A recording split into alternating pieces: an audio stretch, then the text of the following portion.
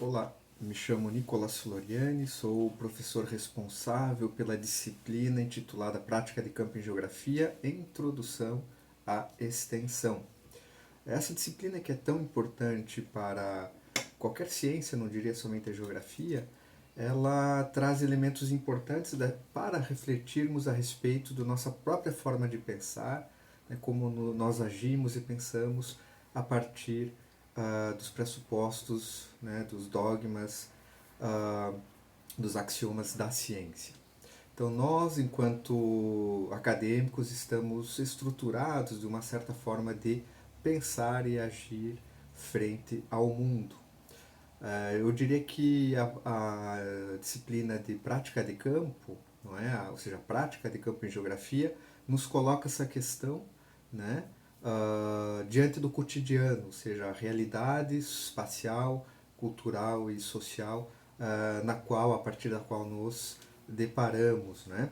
Então, essa disciplina é interessante e extremamente importante porque nos coloca frente a problemas de ordem epistemológicas, sociais e éticas, né, em relação ao que devemos, como e para quem devemos fazer ciência. A extensão nesse sentido ela é como uma prova real, ela é algo que vai se confrontar no cotidiano da ciência quando intercruzam-se outras formas de pensamento, não é?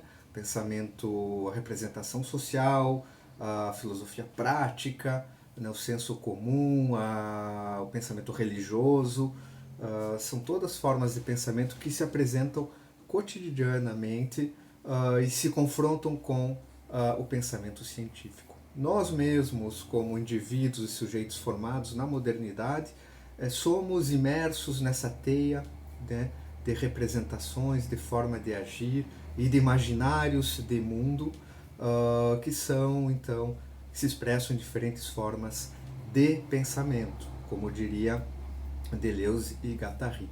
Bom, então, nesse sentido, eu gostaria de adiantar, né, essa atividade 1, não é? Apresentar a atividade 1 relativa a essa unidade, essa é a primeira unidade da disciplina, né, intitulada O Campo, a Extensão, o Complexo e o Diálogo para uma Universidade Emancipatória. Nesse sentido, a gente traz algumas questões que vão fundamentar essa unidade 1, né? E eu apresento da seguinte forma: de que maneira os conhecimentos adquiridos pela estudante, no decorrer da sua formação dentro da universidade, portanto, podem ser aplicados fora do contexto universitário, fora da sala de aula, fora do laboratório em que são produzidos. E nesse sentido, temos uma nova pergunta derivada dessa primeira. Seriam estes conhecimentos científicos, né, transformados pela realidade de campo, já que ela mesma constitui e é constituída por outros saberes, fazeres, outras práticas não acadêmicas? Especificamente, então, a presente unidade, né, a presente atividade desta primeira unidade tem como objetivo apresentar o contexto de formação, de crise e ruptura paradigmática do modelo, né, da ciência moderna, frente ao processo de racionalização do mundo da vida no capitalismo. Então, essa é então uma palavra-chave que vocês vão encontrar muito nos textos, né, no capítulo que será apresentado a vocês. A racionalização do mundo da vida, né, paradigma também da ciência moderna. Então, disso parte-se da percepção de que, a partir, né, dessa discussão sobre as rupturas e crises da ciência moderna, parte-se da percepção que a modernidade está em crise. E se essa crise reflete os limites do pensamento científico, cujas consequências repercutem em 3 dimensões e que a partir das quais iremos tratar especificamente uma a uma. Quais são? A dimensão epistemológica, socioambiental e a questão ética. Então, a modernidade em si, né, produz, né, uma sociedade de risco. Esse é outro conceito central do capítulo desta unidade, né, desta atividade. Né, e as consequências, então, da produção tecnológica irrestrita, né, mediante o apelo de uma racionalidade econômica, vai causar, então, crises na dimensão da própria ciência. Ela vai se questionar a partir, né, dos seus referenciais teóricos e metodológicos, vai também, né, causar crises socioambientais que serão, né, depois rebatidas, né, dentro, digamos, da esfera pública, né, e também a que vai rebater, né, por último, sobre o papel do cientista, portanto, é uma questão ética. Assim, né, agora discutindo cada uma das dimensões, né, então assim, em termos epistemológicos, buscaremos discutir como se dá o processo de constituição da racionalidade científica moderna, isto é, a que conceitos e métodos a episteme ocidental está submetida, que derivações foram produzidas com a radicalização desta racionalidade, né, logos, né, ou a razão, e que rupturas marcam a crise desse sistema de conhecimento fundamentado, né, no logocentrismo. Em termos socioambientais, buscaremos discutir nesta atividade a radicalização do processo de racionalização do mundo da vida pela tecnociência na modernidade líquida. Então, racionalização do mundo da vida, sociedade de risco, não é? Modernidade líquida são conceitos chaves fundamentais dessa unidade. Repetindo então a questão em termos socioambientais, buscaremos discutir a radicalização do processo de racionalização do mundo da vida mediado pela tecnociência na modernidade líquida e quais as consequências dessa radicalização, né, chamada por alguns autores como Max Weber de secularização, ou seja, desenraizamento do indivíduo e das instituições que o cercam, né, quando da produção da sociedade de risco, ou seja, da incerteza no mundo da modernidade. E em termos éticos, né, para finalizar, então, buscaremos discutir o ethos, né, ou seja, a forma de ser e agir do cientista moderno.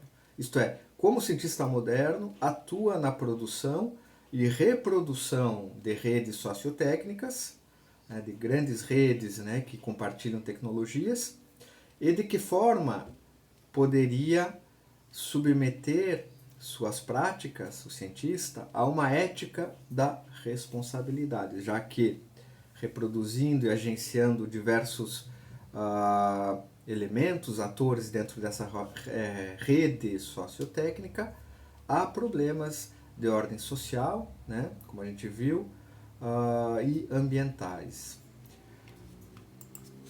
Então, para tanto, né, finalizando, e a fim de subsidiar a discussão sobre o contexto de constituição, crise e ruptura paradigmática da ciência frente ao processo de racionalização do mundo da vida na modernidade, produzimos então um texto chamado de capítulo 1 da unidade 1, a partir do qual destacamos alguns autores críticos da modernidade que nos ajudarão a pensar sobre a questão.